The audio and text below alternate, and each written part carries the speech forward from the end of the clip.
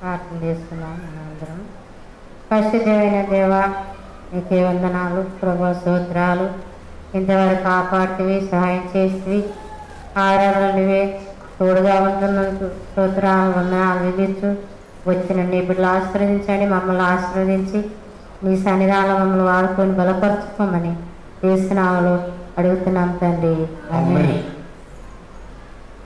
మధురమైనది నా యేసు ప్రేమ, మరుపురానిది నా తండ్రి ప్రేమ, మరువలేనిది నా యేసుని ప్రేమ, మరువలేనిది నా యేసుని ప్రేమ, మధురాని మధురం నా ప్రియుని ప్రేమ.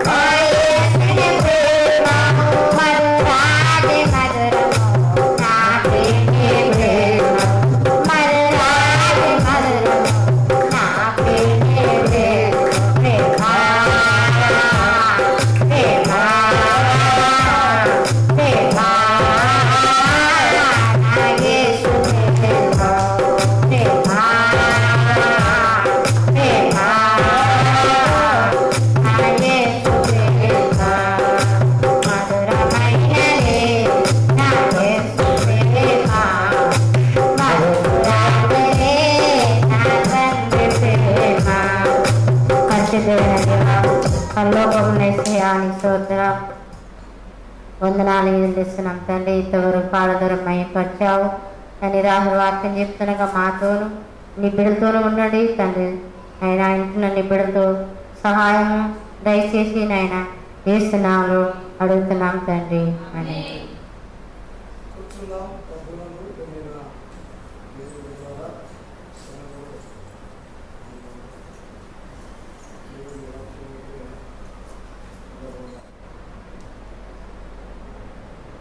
హల్లెలూయా.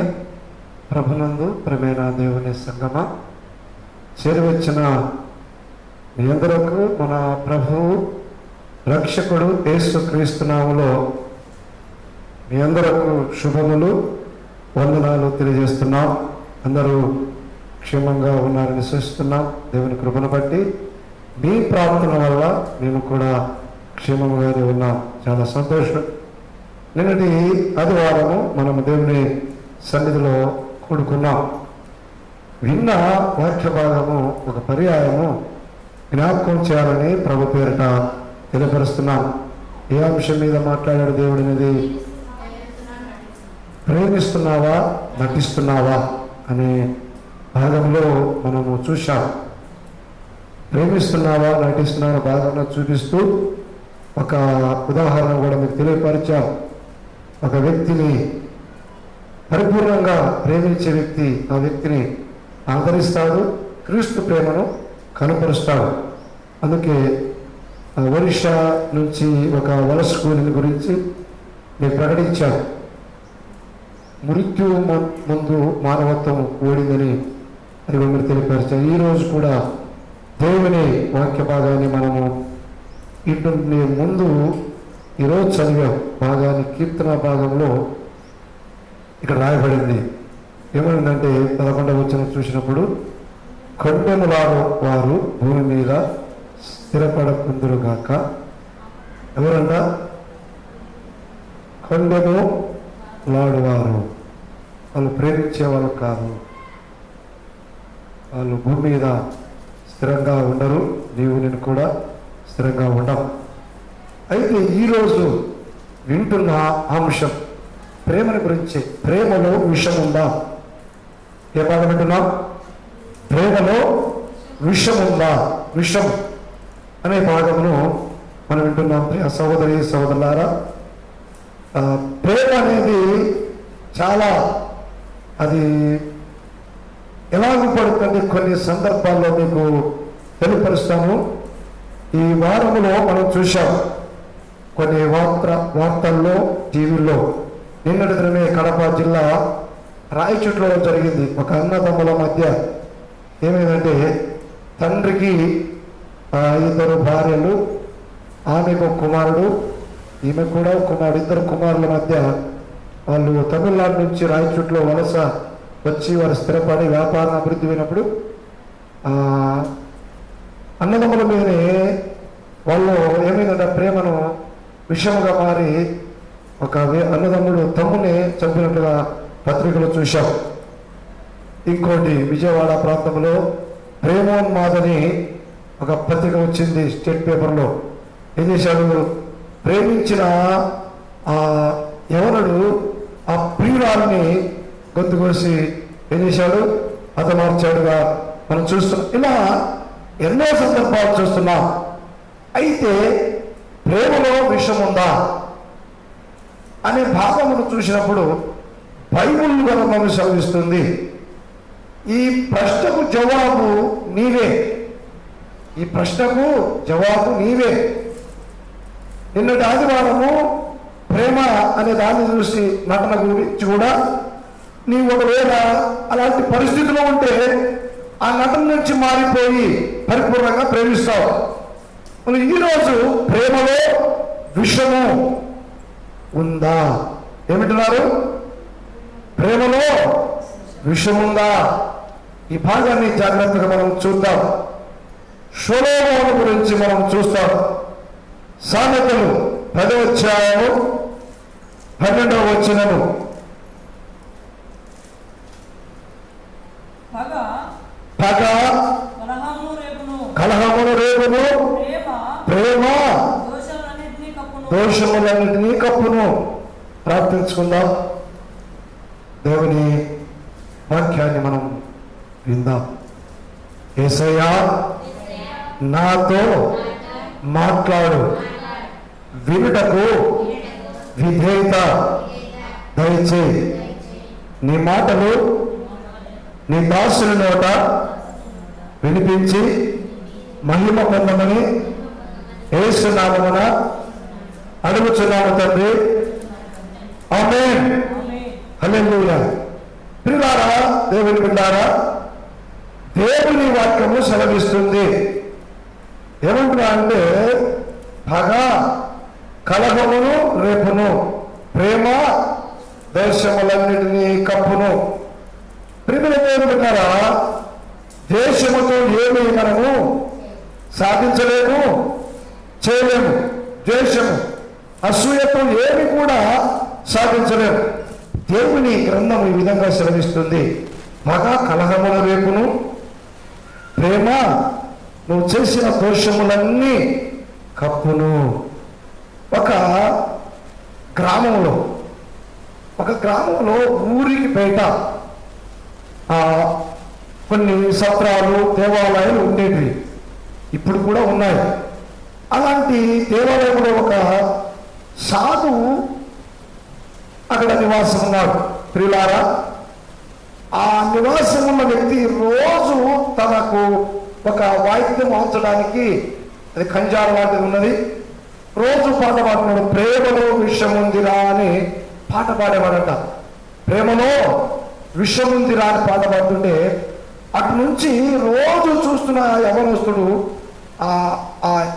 ఆ వ్యక్తిని చూసినప్పుడు, ఆ వృద్ధుని చూసినప్పుడు ఈ యవనస్తునికి డౌట్ వచ్చింది.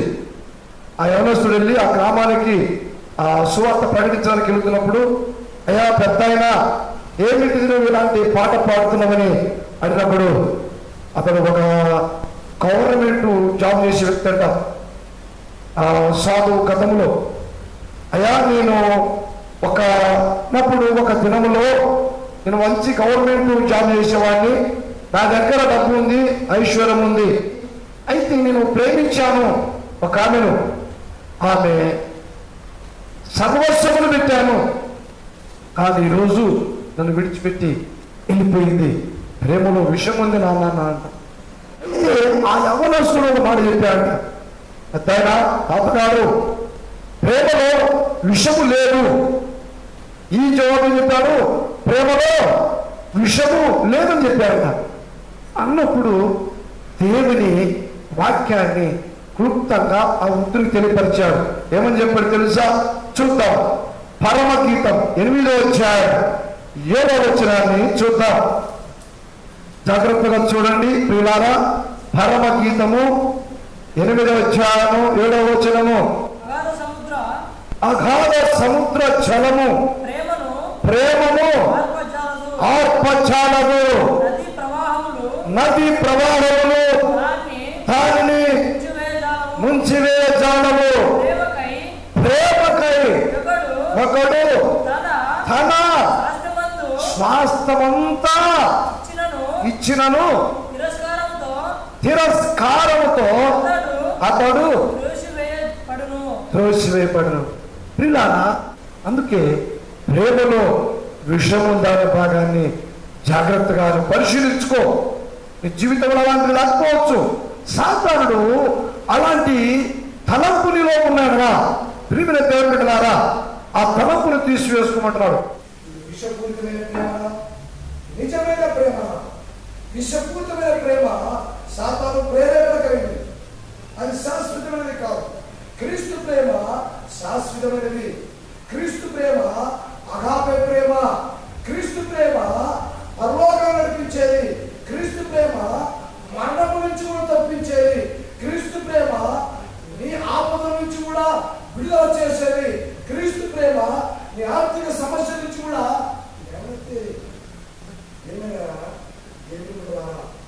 దేవుని సంగమా, ప్రేమలో విషం ఉన్నదా?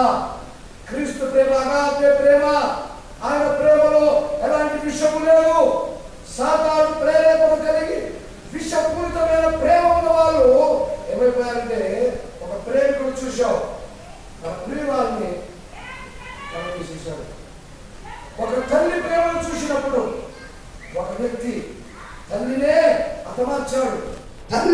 ఒక కుమారుడు కుమార్తె.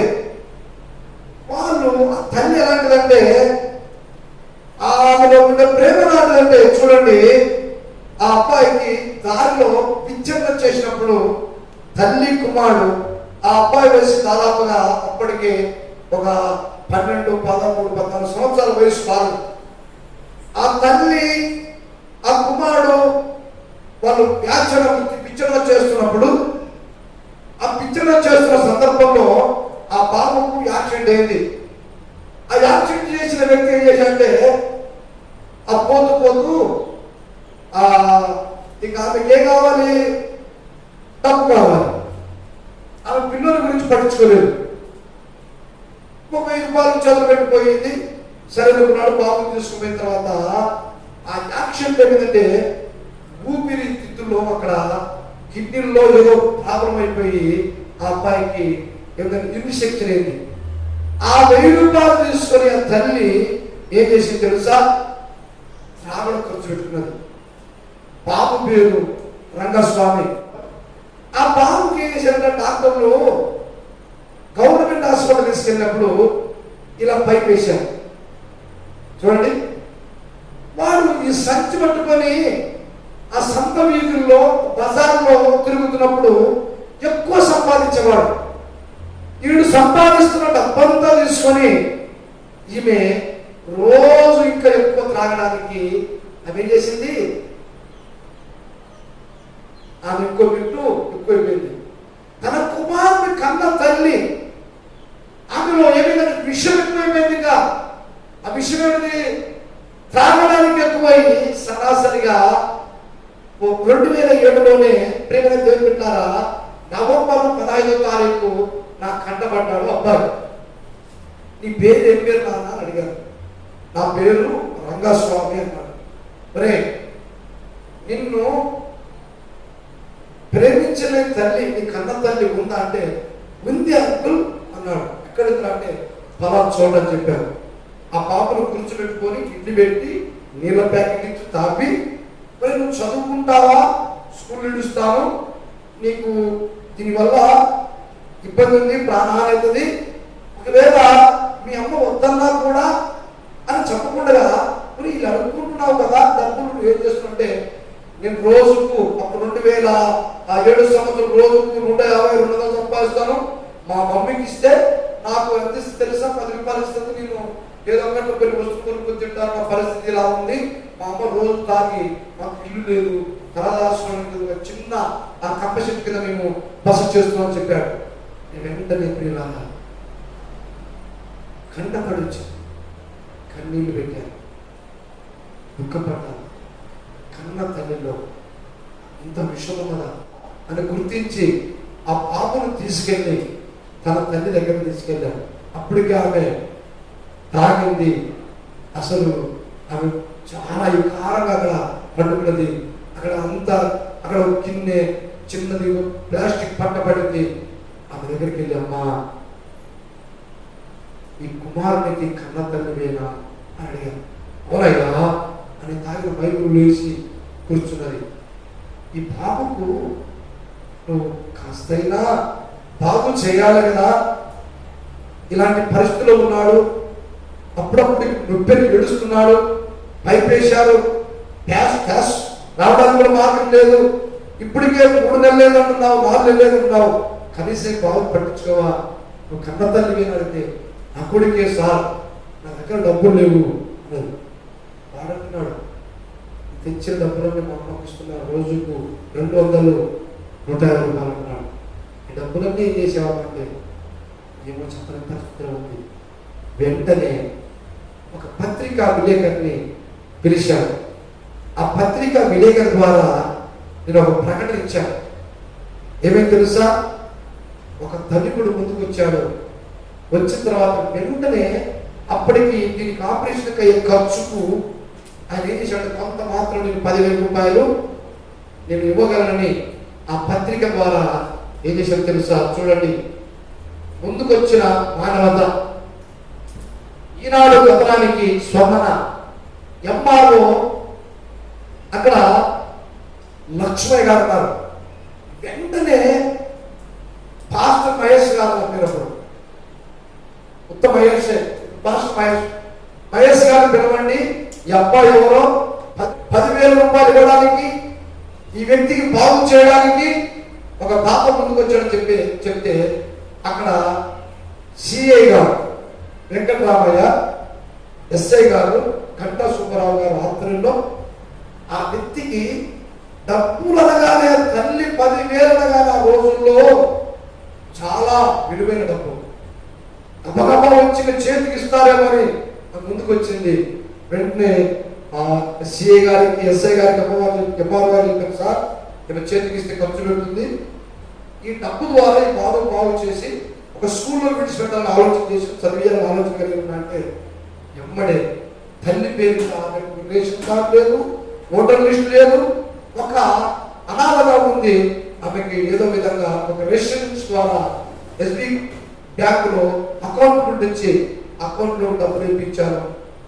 ఆ 10,000 రూపాయలతో నా స్తోమతను బట్టి ఆ అబ్బాయికి ఏం చేశారంటే గవర్నమెంట్ ప్రభుత్వ హాస్పిటల్ తీసుకెళ్ళారు. ప్రభుత్వ హాస్పిటల్ తీసుకెళ్ళారు. తల్లి ప్రేమలో విషం ఉన్నది, కానీ నీ ప్రేమలో విషం ఉండకూడదు. నువ్వు నిజమైన ప్రేమ కలిగి ఉంటే, క్రీస్తు ప్రేమ కలిగి ఉంటే, ఆ ప్రేమలో విషము లేదని దేవుని వాక్యాన్ని విన్న నేను, దేవుని ప్రేమను నేను, విషం జీవితంతో ఉన్న నన్ను, క్రీస్తు నన్ను తన ప్రేమ ద్వారా నాలో ఉండే ద్వేషాన్ని, నాలో ఉండే పాప తలంపులు, నాలో ఉండే సాధారణ తలంపులను క్రీస్తు రక్తము చేత కడిగి, ఆ ప్రేమామయుడు నన్ను ప్రేమిస్తున్నాడు కనుక ఆయన ప్రేమను కనపరచాలని, ఆయన ప్రేమను ఇతరులకు చూపించాలని, క్రీస్తు ప్రేమను చూపించాలని ఈ వ్యక్తిని, రంగస్వామిని కర్నూలు ప్రభుత్వ హాస్పిటల్ తీసుకెళ్లి 1 నెల రోజులు ఈ అబ్బాయి దగ్గరే ఉండి నా రక్తం ఇచ్చి ఆపరేషన్ చేయించి బాగు చేసి హాస్పిటల్ విడిచాను. శివులకు దసరా శివులకు వచ్చారు. వచ్చిన తర్వాత ఆ తల్లి ఎలాంటి లాగడ చేసింది తెలుసా? అబ్బాయి మా దగ్గర వచ్చి ఉండేవాడు, మా ఇంట్లో పడుకునేవాడు. ఆ తల్లి చూడండి, సార్ ఒక్కరోజు నాకు అవకాశం ఇస్తే నా కుమారుణ్ణి నా కవిగిట్లోనే ఉండాలని ఆశ ఉన్నది సార్ అంటే, తల్లి ప్రేమలో విషయం ఉండదని నేను గ్రహించాను. తల్లి ఎంతగానో నేను నాకు పరిచయం సంవత్సరం స్కూల్ చదువుతున్నాడు, నేనేదో కొంత డబ్బు ఖర్చు పెట్టి ఆపరేషన్ చేయించాను, 1 నెల రోజులు వృధా పెట్టచ్చు. ఈమె ఇంత పెద్దవాణి చేసింది, ఈమెలో ఈ ప్రేమలో విషయం ఉండదని నమ్మి ఆ రాత్రి ఆ బాబు దగ్గర, ఆ బాబు ఎల్లరా రంగస్వామి అంటే, అంకుల్ నేను ఎల్లరా అంకుల్, ఇక్కడే ఉంటా అంకుల్, రవి దగ్గరే ఉంటా అంకుల్, అంకుల్ అంటే కూడా వెళ్ళేలా రాత్రి అంకుని పోయి ఉదయమే రారా, ఇక్కడ స్నానం చేసుకుని ఇక్కడ పోయిస్తున్నాను. తల్లి ప్రేమలో విషం ఉండదని గ్రహించాను నేను. క్రీస్తు ప్రేమ కనపరుస్తున్న నేను ఆ తల్లి ఒకటి కుమారుడు పంపించాను. రాత్రికి రాత్రి ఆమె ఏం చేసిందంటే, ఆ పిల్లవాడికి మాయమాడని చెప్పి, ఒరే నువ్వు చదువుకుంటే ఉద్యోగం రాదా, చదువు వల్ల ప్రయోజనం లేదు, మన వృత్తి రా ఇది, మన జీవన విధానం రా ఇది, మనకెవరు పిల్లనివ్వరని పెద్దవారి వైపు ఏదో చెప్పి కంటి కనపడకుండా ఇటు వెళ్ళిపోయిందో. ప్రియులారా, నాకు తెలిసిన గ్రామాలు, తెలిసిన మండలాలంతా తిరిగాను. ఆ అబ్బాయి చదివి విడిచిపెట్టాడు. నెల తెలిసింది వార్త. ఏమైంది? మరలా వీడిని తల్లి ఎక్కువ సంపాదిస్తూ త్రాగులకు బానిసైపోయింది. ఈ పిల్లవాడిని కూడా నేర్పించారు తాగేది.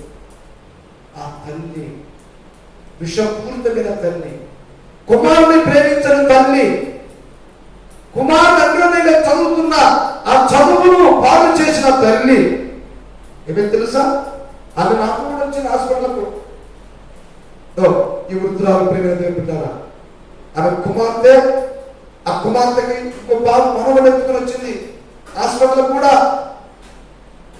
చివరకు ఈ తల్లి, విషపూరితమైన తల్లి చనిపోయింది. ఏమైంది? చనిపోయింది. నా జీవితంలో క్రీస్తు ప్రేమను ప్రేమిస్తున్నానని నీవు నటిస్తూ ఆ ప్రేమలో విషపూరితం ఉంటే దేవుడు నిన్ను వదిలిపెట్టాడు. తీర్పు కరువవుతావు, దేవుని ఉగ్రతకు లోనవుతావు. ఆ తల్లి మరణించింది, వాడు కన్నీళ్లు పెట్టుకుని నా దగ్గరకు వచ్చాడు. అంకుల్, మా అమ్మ చనిపోయింది, మా అమ్మ చనిపోయిందంట. కానీ అప్పటికే 3 నెలలు చదువు ఆగిపోయింది. నేను మరలా మా పిల్లలు చదువుతున్న స్కూల్లో వదిలిపెట్టాను. ఈరోజు పెద్దవాడైపోయాడు, వారి బంధువుల దగ్గర ఉన్నాడు. వారి పేరు రంగస్వామి. ఈరోజు ఎందుకు తెలియపరుస్తుందో తెలుసా? ఒక తల్లిగా ఒక కుమారుని మీద ప్రేమ లేక నటిస్తూ విషపూరితమైన తల్లి చనిపోయినా ఈరోజు ఒకవేళ క్రీస్తు ప్రేమను కనపరిచిన నీడు బ్రతికున్నాను, రంగస్వామిని యవనస్తులుగా బ్రతికున్నాడు. ఇప్పుడు వయసు ఎంత తెలుసా? అబ్బాయికి ఎంత ఉంటుంది? 19 సంవత్సరాలు 20 సంవత్సరాలు ఉంది. ఇప్పుడు మంచి ప్రయోజకుడుగా ఉన్నాడు. ఈరోజు క్రీస్తు నమ్మకపోయినా ఇటు లోకాశలో ఉంది, ఈరోజు క్రీస్తు నమ్మలేదు. అయితే వాళ్ళు ఏమో తెలుసా? దేవుని ప్రేమ మనలో ఉంది, భయం ఉంది. నన్ను బ్రతికించింది నా తల్లి కాదు, యేసయ్యను నమ్ముకున్నా. యేసయ్యను నమ్ముకున్న ఒక దాసుడు, ఒకవేళ మహేషే కాదు, ఆయన ప్రేమ నాలో ఉంది. ఈ వ్యక్తిని బాగుపరిచాను.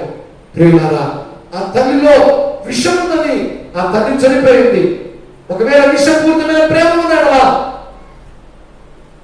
యేసయ్యను ప్రేమిస్తున్నాడు. అలాంటి తలంపు ఉన్నాడా, యేసయ్యను తీసేయమంటున్నాడు. అందుకే కొరింథీయులకు రాసిన పత్రికలో ఏమని చదివాము? ప్రేమ దీర్ఘకాలము సహించును, దయ చూపాను, నాలో డాంబం లేకుండా. క్రీస్తు ప్రేమ నాలో ఉంది కాబట్టి డాంబికులు కాకుండా ఆ తల్లి ఉన్న ఆ వ్యక్తికి బంధువులున్న క్రీస్తు ప్రేమను కనపరచాలని దేవుడు నమ్మకమైన వ్యక్తి అయినప్పటికీ ఎవరో అనామకుడు ఈ రంగస్వామి రోజు బ్రతికున్నాడని చెప్పడానికి నిదర్శనం ఇది క్రీస్తు ప్రేమ, అగాపే ప్రేమ. క్రీస్తు ప్రేమ అగాపే ప్రేమ. ఇలా జాగ్రత్త పడు. అందుకే కొరింథీయులకు రాసిన పత్రికలో ప్రేమ డంబముగా ప్రవర్తింపదు. అలాంటి ప్రవర్తన ఉంటే నీ జీవితాన్ని మార్చుకో, నీ బ్రతుకును మార్చుకో. ఎందుకు ఈ సాక్ష్యాన్ని చూపిస్తున్నా తెలుసా? నమ్మకంతో కాదు, ప్రవర్తన కాదు, నిదర్శనం. అగాపే ప్రేమకు, క్రీస్తు ప్రేమకు నిదర్శనం ఇది. నీలో ఉందా? ఇలాంటి క్రియలేకపోయినా తోటి సహోదరుని, నువ్వు తల్లిని ప్రేమిస్తున్నావా? నువ్వు ప్రేమించిన ప్రియురాలను ప్రేమిస్తున్నావా? నువ్వు పరీక్షించుకో. విషయంతో ప్రేమిస్తున్నావా? ప్రియ సహోదరి, నీవు కూడా నువ్వు ప్రేమించిన ప్రియుని ప్రేమిస్తున్నావా? విషపూర్ణంగా ప్రేమిస్తున్నావా? అలాంటిది ఉంటే నీ జీవితం మార్చుకో. అందుకేంటున్నాడు ఇంకా ఓ మాట చూద్దాం. కొరింథీయులకు రాసిన పత్రిక 13వ అధ్యాయం 3వ వచనం చదువుదామా? కొరింథీయులకు రాసిన పత్రిక 13వ అధ్యాయం 3వ వచనము ఏమన్నా? జాగ్రత్తగా వినండి. పీదల పోషణ కొరకు నా ఆస్తి అంతయు ఇచ్చినను. ఆస్తి అంతా ఇచ్చిన కాల్చబడటకు, కట్టెలతో కాల్చబడ నా శరీరం అప్పగించను. ప్రేమ లేని వాడైతే నాకు ప్రయోజనం లేదు. ఎందుకు చూపించాను తెలుసా? యేసయ్య నా ప్రేమ నాలో ఉన్నది. ప్రేమ నాకు కూడా నా పిల్లలు ఉన్నారు. అయినా ఎందుకు ప్రకటిస్తున్నా తెలుసా? యేసయ్య ప్రేమ నాలో ఉన్నది కనుక. ఇతరులను ప్రేమించమని యేసయ్య చెప్పాడు కనుక, ఇతరులను ద్వేషించకూడదని యేసయ్య నా హృదయంలో ఉన్నాడు కనుక, పరిశుద్ధాత్మ దేవుని ద్వారానే క్రియారూపకంగా ఇది చేయడానికి దేవుడు పురికొలిపాడు. దేవుడు ఒక పాత్రగా వాడుకున్నాడు. దేవుడు నన్ను ఒక పనివారిగా వాడుకున్నాడు. ఈరోజు ఆ రంగస్వామి బ్రతుకున్నాడు. ఈరోజు నేను కూడా క్రీస్తు పరిచారకునిగా క్రీస్తు ప్రేమను ప్రకటించేవాడిగా నేను ఈ స్థలంలో నిలబడ్డాను. ప్రేమ పేరు పెట్టాలా. అందుకే దేవుని వాక్యం చెప్తుంది, ఏమంటారు తెలుసా? మత్తయి రాసిన పత్రికలో చూసినప్పుడు సువార్తలో 5వ అధ్యాయము 44వ వచనం చూద్దాం మాట. నేను మీతో చెప్పినదేమనగా మా అయ్యా యవనస్తుడా, యవనరాలారా, నీతోనే మీకే హెచ్చరికగా ప్రేమను నటించి విషపూరితమైన ప్రేమ ఉంటే నీతో చెప్తున్నాడు దేవుడు. ఏమంటున్నాడు? మీరు పరలోకమందున్న మీ తండ్రికి కుమారులై ఉండునట్లు మీ శత్రువులను హల్లెలూయా. ఎవరు ప్రేమించాలన్నాడు? కొట్టేవాడిని, తిట్టేవాడిని, ద్వేషించేవాడిని, ద్వేషించే భర్తను, ద్వేషించే భార్యను మార్చలేవు ఎవరిని. క్రీస్తు ప్రేమ మార్పులను తీసుకొస్తుంది. నాలో కూడా, నా జీవితంలో కూడా ద్వేషం, అసూయ, రోడ్ల పడిపోయిన వాళ్ళని, దాటుకుంటూ పోయే వాళ్ళని. కానీ ఈరోజు క్రీస్తు ప్రేమ నాలో ఉన్నది. ప్రియురాల, నీలో ఎందుకుండకూడదు? నీలో ఉండాలి. లేదంటే విషం ఉన్నట్టే. ఆ విషమే నిన్ను ప్రాణానికి దారితీస్తుంది. అందుకే క్రీస్తు రాయబారమై దేవునితో సమాధాన పడాలి. క్రీస్తు రాయబారమై దేవునితో సమాధాన పడాలి. క్రీస్తు పక్షముగా మిమ్మల్ని ప్రేమతో నేను బతిమాలుకుంటున్నాను. క్రీస్తు పక్షముగా నిలబడి బతిమాలుకుంటున్నాను. ఈరోజు తల్లిని హతమార్చి కుమారున ప్రయోజకులు వేస్తే, పిల్లల్ని ప్రేమించని కుమార్తెలున్నా తల్లి పెంచింది పెద్ద చేస్తుంది, నువ్వు నాకు పుట్టలేదంటారు. విషపూరితమైన తల్లులు కూడా ఉన్నారు, విషపూరితమైన ప్రేమికులు కూడా ఉన్నారు, విషపూరితమైన స్నేహితులు కూడా ఉన్నారు. సంగమా, దేవుని సన్నిధిలో కూర్చున్నావు నీవు, నీలో విషం ఉన్నాడా? నీవు ద్వేషించబడతావు, పరలోక రాజ్యానికి వెళ్ళలేవు. దేవుడు సూటిగా నీతో చెప్తున్నాడు, ప్రేమలో విషము కదా, నీ జీవితాన్ని మార్చుకో. ప్రేమలో విషము కదా, నీ బ్రతుకుని మార్చుకో. ప్రేమ స్వరూపైన దేవుడు ఈరోజు నీ కొరకు, నా కొరకు ప్రాణం పెట్టిన యేసయ్య నీ ఎదురు సవాలుగా పెట్టాడు. ప్రేమలో విషము కదా అనే ప్రశ్నకు జవాబు నీవే. అందుకే కొరతగా రాసిన పత్రికలో చూపించారు, ప్రేమ దీర్ఘకాలం సహించును, దయ చూపును, ప్రేమ మచ్చరపడదు, ప్రేమ డంబముగా ప్రవర్తింపదు, అది ఉప్పగదు, అమర్యాదగా నడవదు, ప్రయోజనమును విచారించుకున్న లాభాన్ని నువ్వు ప్రేమిస్తావు. ఈ అమ్మ ద్వారా ఏమైనా లాభం వస్తుందని ప్రేమించని విషయం ఉంది. ఇతని ద్వారా ఏదైనా లాభం ఉన్నదేమో అని ప్రేమిస్తుంటావు. కానీ నీలో విషయం ఉండకూడదు. అతను పెట్టినా పెట్టకపోయినా నీలో విషయం లేని ప్రేమైతే శాశ్వతంగా ఉంటాం. నీకు దేవుని నామములో తెలియపరుస్తున్నాను. దేవుడు మిమ్మల్ని ఆశీర్వదించును గాక. ఒక పాట పాడుకుందాం. ప్రేమ యేసుని ప్రేమ అది ఎవరు కొలవలేనిది, నిజము దేనిని నమ్ము అది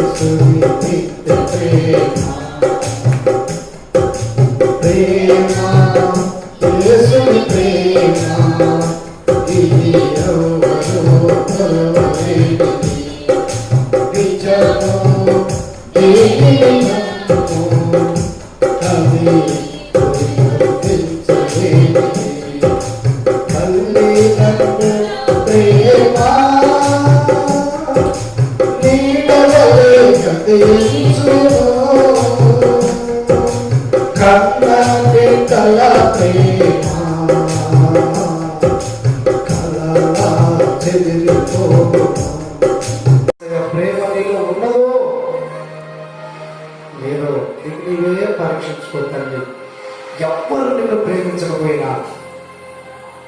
నువ్వు సేవిస్తున్న దేవుడు, ఆయన విశ్వాసం వచ్చిన తండ్రి అయిన దేవుడు నిన్ను ప్రేమిస్తున్నాడయ్యా.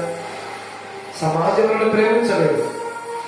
సమాజంలో విషయం ఉన్నది, లోకములో విషయం ఉన్నది, తల్లిలో విషయం ఉన్నది. తల్లిలా ఆదరిస్తున్నాడు, ఆదరిస్తున్నాడు. ప్రేమామయుడు. ఆయన వైపు చూడు తల్లి, ఆయన వైపు చూడమ్మా. ప్రియురాలా, ప్రియుడిని ప్రేమించలేదు, విషయం ఉన్నది.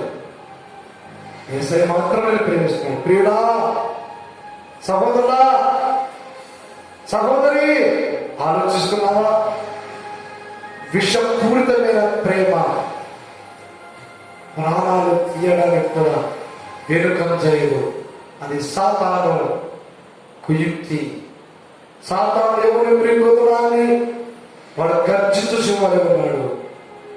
నీవు క్రీస్తు ప్రేమను నీ హృదయంలో ఉంచుకుంటే ఆయన ప్రేమ శాశ్వతమైనది. అది స్వలాభమును చూడదు. క్రీస్తు వెలబెట్టి కొన్నాడు. నిన్ను స్నేహితుడుగా ఆహ్వానిస్తున్నాడు, స్నేహితురాలుగా ఆహ్వానిస్తున్నాడు. తల్లి, ఆయన వెలను నువ్వు ఎలా కనపరచగలవు?